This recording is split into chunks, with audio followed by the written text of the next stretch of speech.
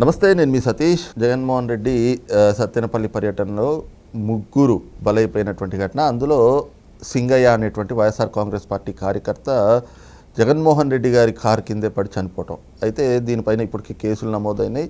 డ్రైవర్ని కూడా పోలీసులు అదుపులోకి తీసుకున్నారు. కానీ ఇందులో కూడా ప్రభుత్వం కావాలని జగన్మోహన్ రెడ్డిని, వైఎస్ఆర్ కాంగ్రెస్ పార్టీ ముఖ్య నేతల్ని ఇరికించాలి అని ఒక కుట్ర పన్నుతా ఉంది అంటూ కొన్ని ప్రశ్నలు కూడా ఈ రోజున అటు వైఎస్ఆర్ కాంగ్రెస్ పార్టీ నేతలు కావచ్చు, జగన్మోహన్ రెడ్డి గారి సాక్షి ఛానల్లో చర్చా వేదికలు పెట్టి మరి ఈ లాజిక్లు ఏమైనాయి, అసలు ఈ ప్రశ్నలకు సమాధానం చెప్పగలరా, ఇలా ఎందుకు చేశారు అంటూ ప్రభుత్వం పైన కూడా కొన్ని విమర్శలు చేస్తున్నటువంటి పరిస్థితి, కొన్ని ప్రశ్నలు సంధిస్తూ ఉన్నారు. మరి అసలు అటు సాక్షి కానీ ఇటు వైసీపీ నాయకులు కానీ వాళ్ళు చేస్తున్నటువంటి వాదనలో ఎక్కడైనా లాజిక్ ఉందా అనేటువంటి అంశాలు మనతో విశ్లేషించేందుకు ప్రముఖ రాజకీయ విశ్లేషకులు కొత్త రవీంద్రబాబు గారు ఉన్నారు. సార్ నమస్తే. నమస్తే సార్. జగన్మోహన్ రెడ్డి పర్యటనలో అత్యంత వివాదాస్పదంగా మారింది మొన్న సత్తెనపల్లి పర్యటన. అందులో ముగ్గురు చనిపోయారు. ఒక వ్యక్తి సింగయ్య, మరి జగన్మోహన్ రెడ్డి గారి కారు కిందే పడి చనిపోతే కారు కింద మనిషి పడ్డాడన్న విషయం వాళ్ళకి తెలియదు. వెళ్ళి ఆ పర్యటన ముగించుకుని వస్తూ ఉంటే అప్పుడు ఎవరో ఆయనకు చెప్పారు, ఈ విధంగా మన కారు కింద పడి చనిపోయారు కార్యకర్త అని చెప్పి. అయితే దానిపైన పోలీసులు కేసు నమోదు చేశారు. ఈ అంశంని రాజకీయం చేస్తున్నారు, కావాలని జగన్మోహన్ రెడ్డిని ఇరికిస్తున్నారు అంటూ కొన్ని ప్రశ్నలు సంధిస్తూ ఉన్నారు. ప్రధానంగా చూస్తే అసలు ఒక మాజీ ముఖ్యమంత్రి వెళ్తూ ఉంటే ఆంక్షలేంటి పర్యటనకి, నాకు రోప్ పార్టీ ఎక్కడుంది, నాకు ఇవ్వాల్సిన సెక్యూరిటీ ఎక్కడిచ్చారు, అసలు కారు 4 టన్నుల కారు, అంత బరువు ఉండే కారు ఎక్కితే ఆ తలకాయ అనేది నుజ్జు అయిపోతుంది, బాడీ నుజ్జు అవుతుంది. మరి ఆ వ్యక్తి ఏమో కాలు మీద కాలేసుకుని ఉన్నాడు, అంతా బాగానే ఉంది. మరి అంబులెన్స్ ఎక్కేటప్పుడు బాగున్న వ్యక్తి వెళ్ళేలోపు, హాస్పిటల్కి వెళ్ళేలోపు ఎలా చనిపోయాడు? ఈ రకంగా కొన్ని అదేదో లాజిక్లు వీళ్ళకి తప్పితే ఇంకెవరికి తెలియదు అన్నట్లుగా ఈ ప్రశ్నలు సంధిస్తూ ఉన్నారు. అసలు వీటిలో ఎక్కడైనా కూడా అర్థమయ్యే లేదా అర్థం కాగలిగేటువంటి ప్రశ్నలు ఉన్నాయనుకోవచ్చా? అసలు ఈ పరిణామాన్ని ఎలా చూడాలి? ఆంధ్రప్రదేశ్ రాష్ట్రంలో సత్తెనపల్లి నియోజకవర్గంలో రెంటపాళ్ల గ్రామ పర్యటన అనేది అత్యంత దారుణమైన పర్యటనగా మనం అభినందించవచ్చు. ఎందుకంటే ముగ్గురు చావుకి కారణమైంది ఒకటి. రెండోది, ఈయన వెళ్ళిన పర్పస్ ఆఫ్ విజిట్ ఏంటి? నాగమల్లేశ్వరరావు అని 1 సంవత్సర కాలం క్రితం చనిపోయిన వ్యక్తి విగ్రహావిష్కరణ ₹1 పెట్టి. సో సంవత్సరం క్రితం చనిపోయినప్పుడు, ఆయన చనిపోయింది June 9th అయితే అప్పటికి ఆపద్ధర్మ ముఖ్యమంత్రిగా జగన్ రెడ్డి గారు ఉన్నారు. అప్పుడు వెళ్ళి పరామర్శించవచ్చును కదా. సరే, ఓకే, సంవత్సర కాలం తర్వాత పర్పస్ విజిట్ చేశాడు అని అనుకుందాం. అందులో ముగ్గురికి చనిపోవటానికి కారణం అయ్యారు. ఆ కారణానికి ఎవరు కారణం? దానికి ఈయన పర్యటన వల్ల కదా చనిపోయింది. సో ఇప్పుడు వాళ్ళు సంధిస్తున్న ప్రశ్నలు ఏంటంటే, క్వశ్చన్ నెంబర్ 1, డ్రైవరు డ్రైవ్ చేస్తూ ఉంటే కారులో కూర్చున్న వాళ్ళ మీద కేసులు పెడతారా? ఇది అన్యాయం. దీనికి నేనిచ్చే లాజికల్, లీగల్, టెక్నికల్ రీజన్ ఏంటంటే, ఇప్పుడు అందులో కూర్చున్న వాళ్ళు జగన్ రెడ్డి గారు కావచ్చు, విడుదల రజని, పేర్ని నాని, జగన్ రెడ్డి గారి పిఏ కేఎన్ఆర్ అంటారు ఆయన, వైవి సుబ్బారెడ్డి, జగన్ రెడ్డి గారు, వీళ్ళందరినీ డ్రైవర్తో సహా A1 నుంచి A6 దాకా కేసులు అక్యూజ్డ్ లిస్టులో తెచ్చారు. వీళ్ళ క్వశ్చన్ ఏంటంటే, డ్రైవర్ డ్రైవ్ చేస్తుంటే మా మీద ఎందుకు పెట్టాలనేది పాయింట్. ఇప్పుడు మనం వీళ్ళ మీద పెట్టిన కేసులు ఒకసారి చూసినట్టయితే BNS సెక్షన్ 106 అంటే నెగ్లిజెన్స్ డ్రైవింగ్ కింద అది ఉంటుంది. రెండో సెక్షన్ ఏం పెట్టారంటే 105 ఏంటంటే నాలెడ్జ్ ఆఫ్ కాన్సిక్వెన్సెస్. నాకు ఇలా వెళ్తే ఇలా జరుగుతుంది అనే అవగాహన ఉంది, నాలెడ్జ్ ఉంది. అంటే culpable homicide not amounting to murder. చావు హత్య కాదు, కానీ ఆ చావు జరుగుతుందని నాకు అవగాహన ఉంది, నాలెడ్జ్ ఉంది. దాన్ని సెక్షన్ 105 BNS అంటారు. ఇంకొక సెక్షన్ ఏం పెట్టారు, సెక్షన్ 49 BNS. అదేం చెప్తుందంటే నేర పూరితమైన అంటే ఆ ప్రేరేపణ, ప్రోత్సహించటం, ఆ హత్యని ప్రోత్సహించటం అది.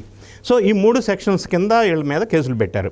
ఇప్పుడు వీళ్ళు అనే పాయింట్, డ్రైవర్ డ్రైవ్ చేస్తున్నాడు కదా అని అంటే, ఈ జగన్ రెడ్డి గారికి ఈ సెక్షన్స్లో అప్లికబుల్ సెక్షన్ మనం మాట్లాడుకుంటే, ఈయనకి అలా పోలీసు వాళ్ళు ఇచ్చిన ఆర్డర్స్ ఏంటి, పర్మిషను 11 వెహికల్స్ 100 మంది, ఈయన 100 వెహికల్స్ 1000 మందో 2000 మందో 4000 మందో సమీకరణ.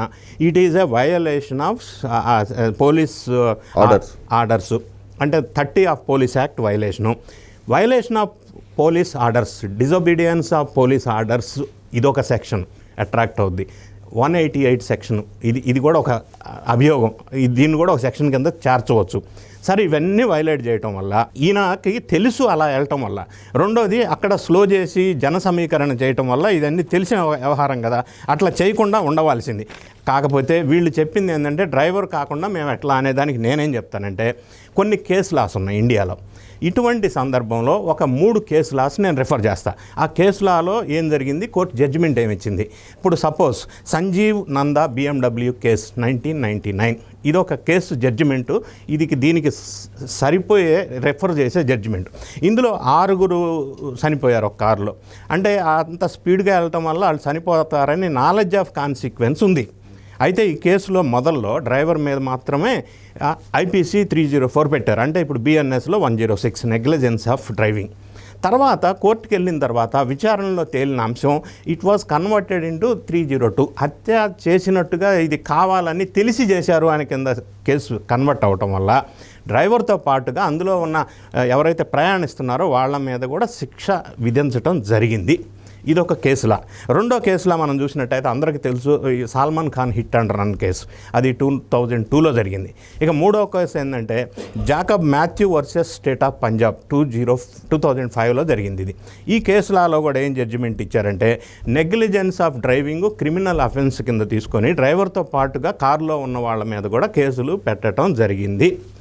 సో ఈ 3 కేసు లాస్లు మనం చూసినప్పుడు జగన్ రెడ్డి గారు లేదా వైఎస్ఆర్ కాంగ్రెస్ పార్టీ వాళ్ళు చెప్తున్నట్టుగా కారులో కూర్చున్న వాళ్ళకి ఏం సంబంధం అంటే ఇంతకు ముందు జరిగిన కేసు లాస్ రిఫరెన్స్ తీసుకొని కోర్టులో వాదనలు జరిగే అవకాశం ఉంది. కాబట్టి ఆ విధంగా దీన్ని తీసుకోవాలా.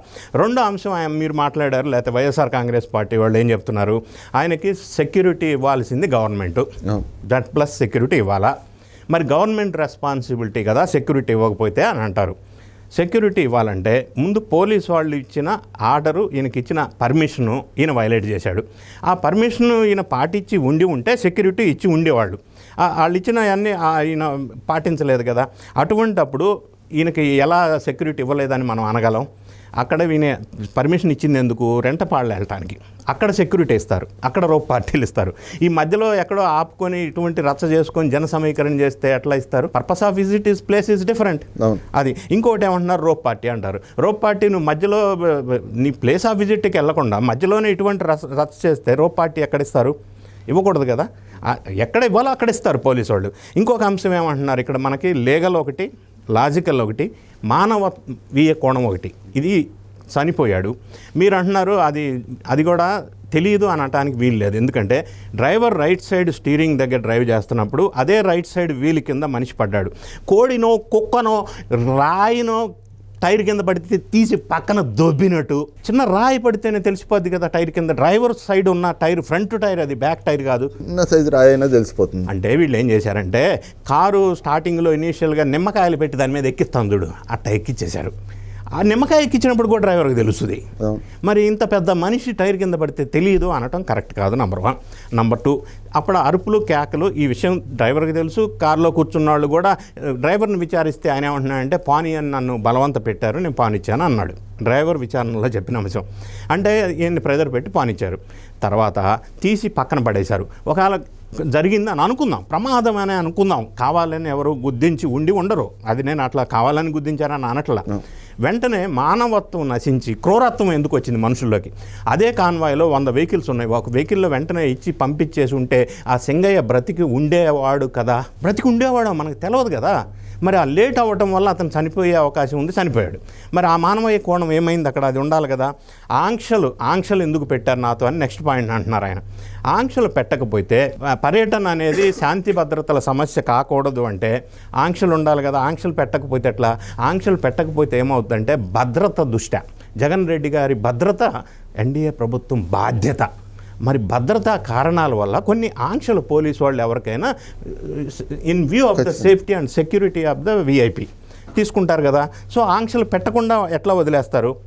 ఇంకొక పాయింట్ వాళ్ళు మాట్లాడుతుంది ఏంటంటే 2022 డిసెంబర్లో చంద్రబాబు నాయుడు గారు కందుకూరు పర్యటన వెళ్ళినప్పుడు 8 మంది చనిపోయారు, అప్పుడు కేసు పెట్టలేదు కదా అన్నారు. మనం ఈ రెండు కంపేర్ చేస్తే చంద్రబాబు నాయుడు గారు కందుకూరు పర్యటనలో 2022లో ఆయన కారు కింద పడి ఎవరు చనిపోలే. ఇది ఎట్లా కంపేర్ చేస్తారు? ఆయన పర్యటనలో జన సమీకరణ ఎక్కువ అవటం వల్ల 8 మంది చనిపోయారు. నంబర్ 1. నంబర్ 2, చనిపోయిన వెంటనే ఆయన మీటింగ్ ఆపేసి వెంటనే ఇమ్మీడియట్గా చనిపోయిన వ్యక్తులు ఇళ్ళకెళ్ళి పరామర్శించి వాళ్ళకి మంచి చెడ్డ ఏం కావాలో చూసి అది చేశారు. మరి ఇక్కడేంటి, చనిపోయిన వెంటనే పక్కన దుబ్బేశారు, కనీసం హాస్పిటల్కి తీసుకెళ్ళలేదు. ఇక్కడ కారు కింద పడ్డారు, అక్కడ కారు కింద పడలేదు. ఈయన పరామర్శకి కనీసం వాళ్ళ ఇంటికి కూడా తీసుకెళ్ళలేదు, అలానే వెళ్ళిపోయారు కదా. మరి దానికి సంబంధం ఎక్కడ ఉంది? ఇంకొక అంశం, వీళ్ళు హైకోర్టులో సరే బెయిల్ పిటిషన్ వేశారు. బెయిల్ పిటిషన్లో వేసిన ముఖ్యమైన అంశాలు ఏంటి, జస్టిఫికేషన్ పాయింట్స్ ఏంటో ఒకసారి చూస్తే మనకి ఆశ్చర్యం అనిపిస్తూ ఉంది. వాళ్ళు ప్రస్తావించింది ఏంటంటే 4 టన్నులు ఉన్న కారు కింద ఒక మనిషి పడితే తల పగిలి బ్లడ్ వస్తుందా అంటారు. కారు స్పీడ్గా వెళ్తా ఉంటే మనిషి కారు కింద పడితే పగిలిపోయి బ్లడ్ వస్తుంది, అవుతారు. కారు స్లోగా వెళ్తున్నప్పుడు తల టైర్ కింద పడలా, ఈ పార్ట్ అంతా టైర్ కింద పడింది కాబట్టి లోపల ఉన్న లంగ్స్ బోన్స్ మొత్తం కంప్రెస్ అయిపోయి ప్రెస్ అయిపోయి మనిషి చనిపోయాడు. అంత స్లో మూమెంట్లో ఉన్నప్పుడు టైర్ కింద పట్టడం వల్ల తల పగల అవకాశం లేదు కదా, అది కరెక్ట్ కాదు. రెండోది ఇంకొక పాయింట్ వీళ్ళు ఏమి అంటున్నారంటే, ఎస్పీ గారు మొదట్లో AP 26 CE 0001 car Safari car కాన్వాయ్కి సంబంధం లేదన్నారు, 4 రోజుల తర్వాత మార్చారు. ఇది మాట. ఇప్పుడు ఇనీషియల్గా కేసు ఫైల్ చేసేటప్పుడు, FIR బుక్ చేసేటప్పుడు ప్రాథమికంగా అప్పటి వరకు ఉన్న సమాచారాన్ని బేస్ చేసుకొని ఆయా సెక్షన్లు పెడతారు. తర్వాత సబ్సిక్వెంట్గా వచ్చిన ఆధారాలు వెలుగులోకి వచ్చిన తర్వాత ఆ సెక్షన్స్ మారుతాయి, అక్యూజ్డ్ పేర్లు యాడ్ అవుతాయి. ఇది సహజంగా పోలీస్ ప్రోటోకాల్లో ఎక్కడైనా ఎప్పుడైనా జరిగే ప్రక్రియ. అందులో రాంగ్ ఏంటి, ఏముంది అందులో తప్పేంటి? ఇంకొక అంశం ఏమంటారంటే వీళ్ళు, నేను మాజీ సీఎంని, నాకు పరువు ప్రతిష్టల భంగం అరెస్ట్ అయితే అన్నాడు. ఆల్రెడీ 32 కేసులు ఉన్నాయిగా, ఇంకా పరువు ప్రతిష్టల భంగం ఏంటి? ఆల్రెడీ 16 నెలలు జైలుకి వచ్చాడు కదా, జైల్లో ఉండొచ్చాడు కదా, పరువు ప్రతిష్టలు ఇప్పుడు కొత్తగా వచ్చేదేంది? నంబర్ 2, గతంలో చంద్రబాబు నాయుడు గారు మాజీ ముఖ్యమంత్రి కదా, ఆయన 53 రోజులు జైల్లో పెట్టారు కదా. లిక్కర్ స్కామ్ కేసులో ఢిల్లీలో ముఖ్యమంత్రి స్థానంలో ఉండి పొజిషన్లో ఉండి ముఖ్యమంత్రిగా ఉన్న వ్యక్తిని కేజ్రీవాల్ని జైల్లో పెట్టలేదా? లల్లూ ప్రసాద్ యాదవ్ని జైల్లో పెట్టలేదా? ఈయన మాజీ ముఖ్యమంత్రి కాబట్టి ప్రతిష్ట దెబ్బతింటది కాబట్టి జైల్లో పెట్టకూడదు అనేది హేతుబద్ధమైన వాదన అనేది నా ప్రశ్న.